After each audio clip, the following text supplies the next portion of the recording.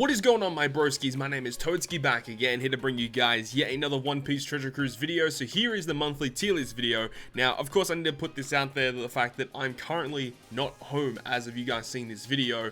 So the things that happen in this video, obviously it might change because characters might get revealed or something that might change for global. I'm not 100% sure. We can pretty much safely assume that two characters are going to be on this list: Stampede Luffy and Douglas Bullet. Those characters are going to be on this list, but obviously in terms of what content's going to be coming out over the next couple weeks, I'm currently recording this on the 21st of January, so there might be stuff that changes between now and the end of the month, and if there is, obviously this tier list might not be as valid.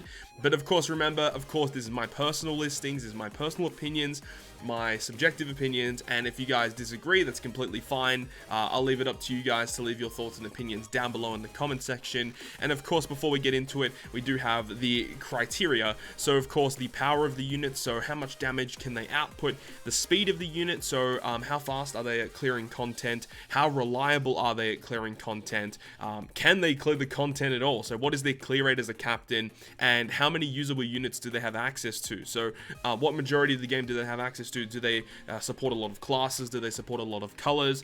All of that mixed together is going to obviously list a character higher than others, and predominantly I do list characters higher if their captain ability is better. But like, you got a character like here, like Corazon in tier 4. Corazon is like one of the best subs in the entire game, but I do list him relatively low because, again, this is going to help out a lot of newer players, judging out like what characters are really good, and in terms of ones you should be re-rolling for. Like, Corazon is not a character you want to be re-rolling for, but if you do get Corazon, he's going to be one of the best subs in the game. But predominantly this tier list is solely focused on like their captain ability, but their special abilities definitely have a component that play part into how good the character is. So let's go ahead and get into it. So let's go ahead and zoom out just a tad and go through our tier 4. So there are no changes between tiers 4, 3, and 2, but tiers 1 and 0 have changed a little bit. So in terms of tier 4, we've got Corazon here, as I just mentioned, one of the best subs in the entire game. I love using this character, and honestly one of the best support abilities in the game as well. We're just really waiting for version 1 Rayleigh to get his support ability, and when he does get his support ability, he's actually going to be going in here for sure. He's actually pretty good, and even when Corazon gets his buffed limit break, I'm actually tempted to move him up a tier because his buffed captain ability is actually really good. It's actually not too bad. And of course, he is a Dex unit and works really well with Stampede Luffy, who is a Strength, Dex, and Psi captain. So any characters that are Strength, Dex, and Psi, chuck them on a Gear 4 Luffy team, Stampede Luffy team that is, and you're going to be in good stead. Next, we've got Trafalgar Law. Oh man, I love this character so much. I use him very often, just allowing your specials to go through barriers and all defensive effects. Very good. Even on non-boosted teams, Trafalgar Law is a good option. Like, I would honestly put him on like Douglas Bullet teams if I wanted to, because allowing Douglas Bullet's end of turn damage to go through barriers is pretty absurd. So that's a really good way that you could utilize the character.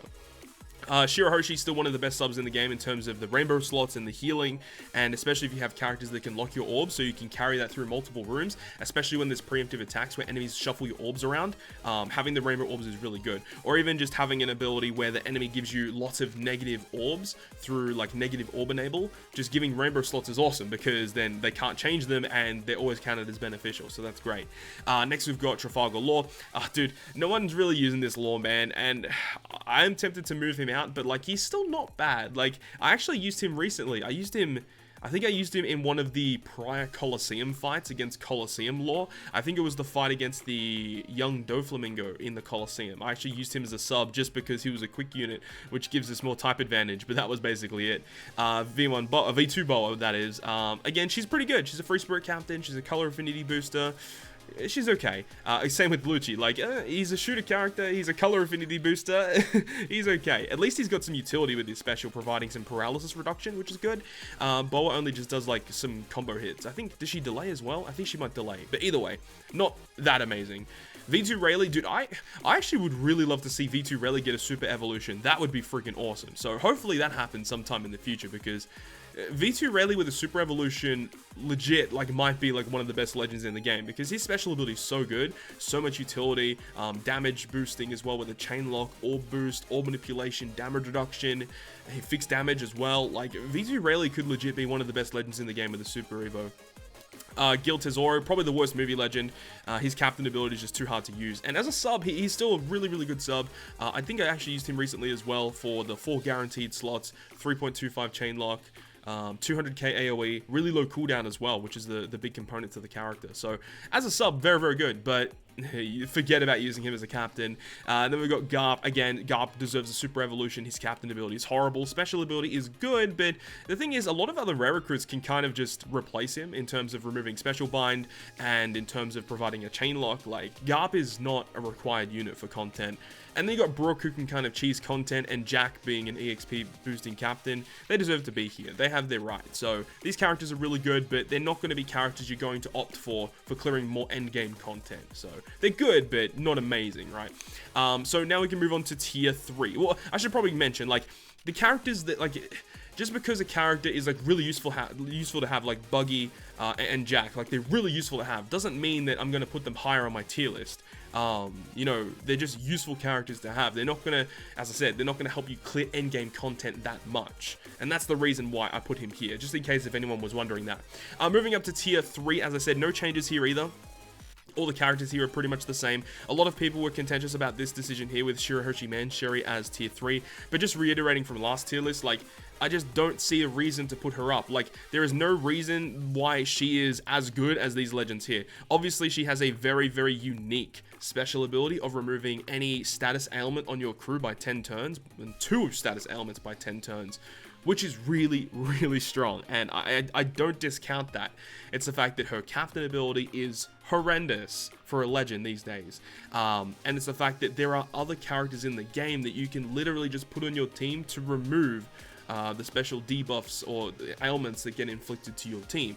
Obviously, there are those ones that you can't remove, like the special limiter, normal attacks only. There are certain ones you cannot remove with other characters, and this character is really good for that. But that's just really, really niche. Outside of that, you can definitely get around content without having the character. I mean, Garb version 6 is arguable, but the fact is that Shirahoshi Mancherry is not a required unit for clearing content, and her special ability, while it is unique in a way, it's definitely not a character that you don't really need the unit. Like, there are just so many other units in each of the class and colors that can just remove the debuffs that this character can already remove anyway. This character just makes it easy. You can just chuck her on the team. You get inflicted with, you know, 10 turns of X and 10 turns of Y. You can remove it with this special. It's good. Don't mind me. It's a very, very good special, but I just don't think it's as useful as some of the characters in tier 2. Like, I would rather have the tier 2 characters compared to having Shirahoshi Mancherry. That's just my opinion. That's just my opinion about it.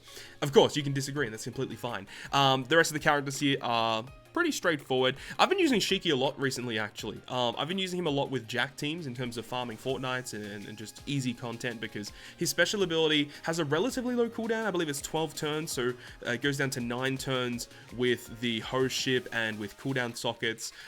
So it's not that high of a cooldown, and it does a lot of damage too, because if you're running double Jack, you have a little bit of an HP pool there.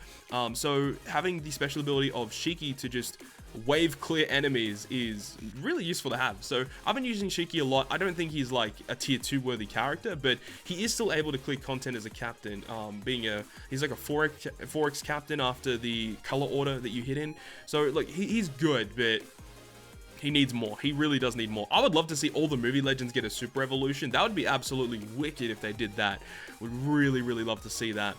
Version 1 Katakuri, he should be getting his 6+ relatively soon on global, hopefully within the next couple of months. Really looking forward to his super evo. It's so strong. And the rest of the characters here, not really much else really need to say here. So let's move on to tier 2. Tier 2, again, no real changes here.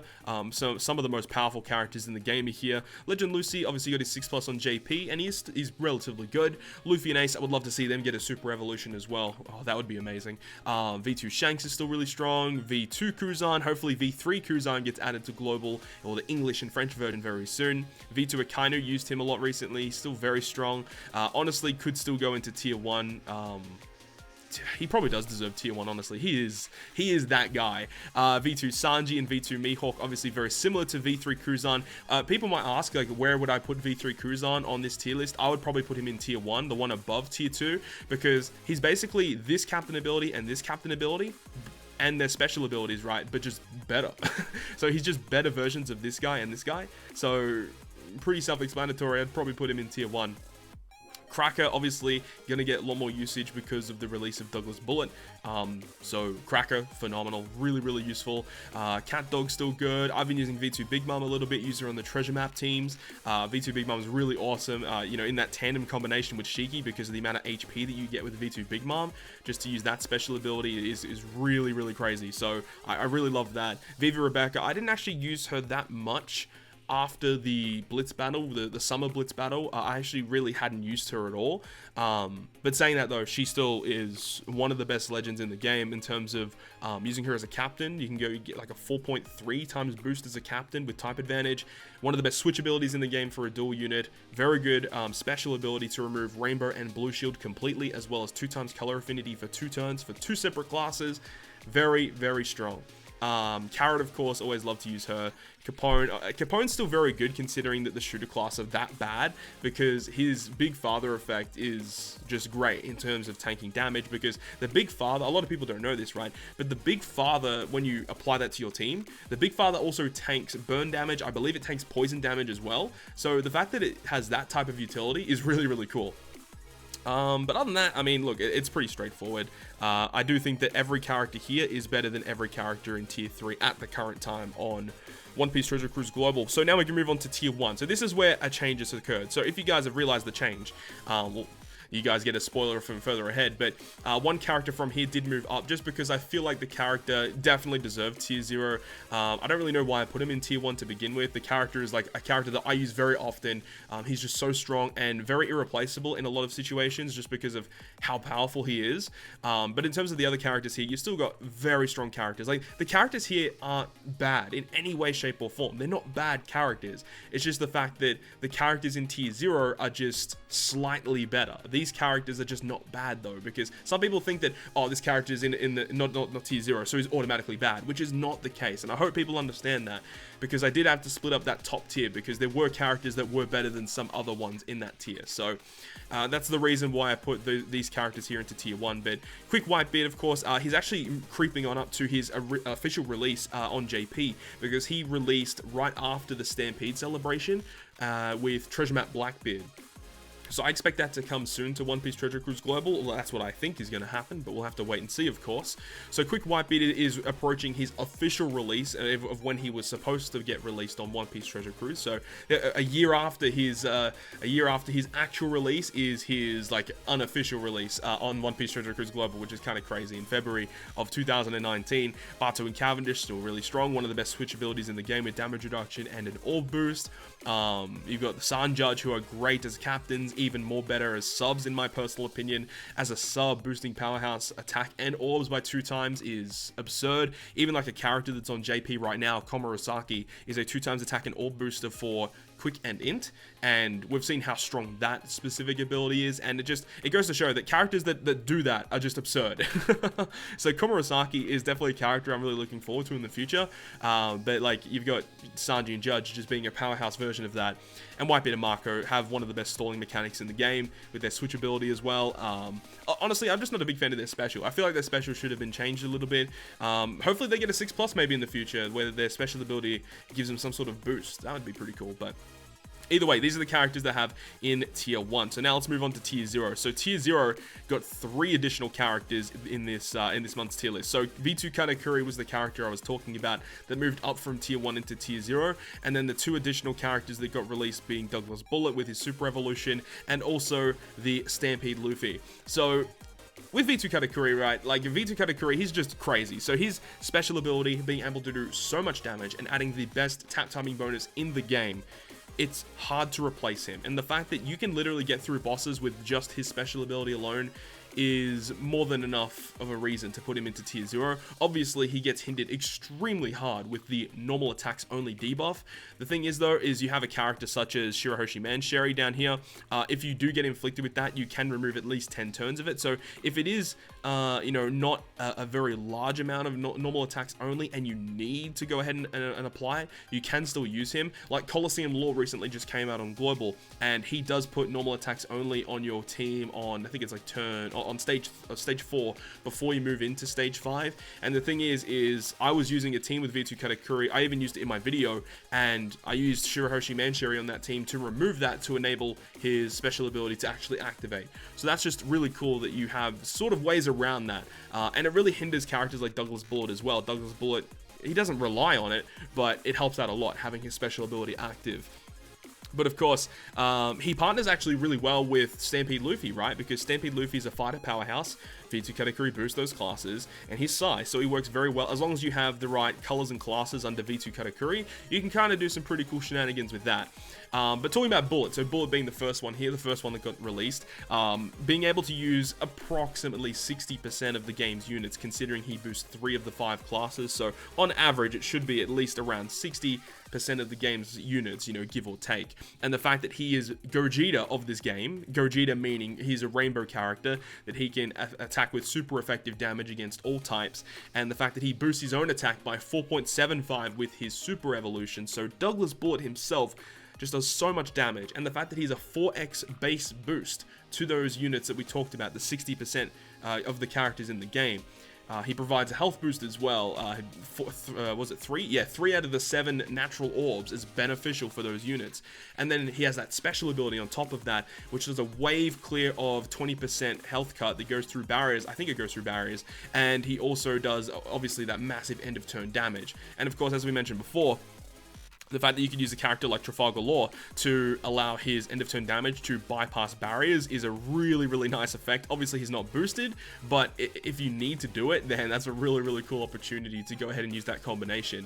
So Douglas Bullet, I'm enjoying using him so far. I'm blessed to be enough to actually pull the character, so I'm really, really thankful for that. And Stampede Luffy, obviously he's not out yet as of me recording this video. He should be out by the time this video goes live, and I'm really looking forward to his Sugo Fest. Obviously, I'm not going to be around when his Sugo Fest drops, but I will be doing at least 3 multi-pulls on that banner, and hopefully able to pull the character. If I pull him, you guys will be seeing it on the community tab or on Twitter or something like that, but not likely. Either way, moving on to Stampede Luffy, right? Stampede Luffy is kind of like a mirror opposite of Douglas Bullet. Like, he still is boosting 60% of the game's characters, give or take, except that they're different classes or different colors, Strength, Dex, and Psi. Yeah, Strength, Dex, and Psi. Again, a 4x base boost to those colors. He himself is a 4.5 boost to himself. He provides 20% damage reduction. Again, 3 out of the 7 beneficial orbs. Very nice to have. And with his special ability, he is basically like a buffed version of Cavendish. Cavendish wishes he was as good as Stampede Luffy. Stampede Luffy being able to boost his own attack, his own orbs. He also gives himself a base attack boost as well, which is that V2 Big Mom mechanic that he applies to himself. So Stampede Luffy hits extremely hard, and the fact that he is a Psi character helps out the character a lot, meaning that he never hits for non-super effective damage. If he was one of these Strength Dex or Quick typings, that would have really hurt the character like it does with Cavendish, but at least this character being a Psi or an Int character helps him out a lot, so at least he's going to be hitting very, very hard. And of course with Douglas Bullet, he already hits very hard because he's just super effective against everything, so that's really, really nice. Also the fact that it's kind of funny because V2 Jinbei is just now a useless character, because if you guys don't know, V2 Jinbei, who is actually in tier 3, I believe, V2 Jinbei boosts the exact same colors as Stampede Luffy, but Stampede Luffy is just the better character. So it's unfortunate as it is, but V2 Jinbei is now a useless legend in my personal opinion. Or if you have V2 Jinbei, you can run V2 Jinbei as your captain with a friend Stampede Luffy. That is a really good way around it as well. Another thing that Stampede Luffy has that I really like is he has a massive wave clear. It's 120 times his attack AoE. That's pretty freaking good. And of course, the big mechanic that we haven't even talked about, and the main reason why Stampede Luffy is in tier 0 is because of his utility-based captain effect. So he is the first character to release that has an inbuilt utility in his captain ability, which states that he removes 10 turns of despair and paralysis that gets inflicted to your team, which is humongous. So if you're running double Stampede Luffy, 20 turns of paralysis and 20 turns of despair are always removed from your crew no matter what, which definitely frees up a lot of space on your team, which is huge. The fact that you can always remove that is just absurd, man, and it's going to be continuing moving forward as we get to Halloween Ace. Halloween Ace also has an inbuilt utility-based captain ability, which I'm really looking forward to. I just hope that, you know, later on down the line they release free-to-play characters that also have utility-based effects in their captain abilities. Like, it doesn't have to be 10 turns, it could be like remove 5 turns of a certain debuff. You know, that would be really cool if they start applying that to free-to-play units. But either way, I do think that both the Stampede characters in Luffy and Douglas Bullet deserve to be in tier 0. They are extremely powerful characters that have access to a lot of the game's units and have very unique and powerful abilities. So for that reasoning alone, I do think they deserve tier 0 as it stands right now. Might change later on down the track, especially if like normal attacks only becomes a more common debuff. Then these characters definitely will not be lasting long. At least with Shirahoshi Mancherry, they get boosted with Douglas Bullet. Well, as the Shirahoshi character, they get boosted. But either way, that's going to end this video today, guys. Really hope you guys enjoyed this one, and if you guys did enjoy it, make sure to leave a like, and if you want to stay up to date with all the content that I post, including more One Piece Treasure Cruise content, make sure to hit the subscribe button down below. But other than that, guys, I will see you guys within the next video.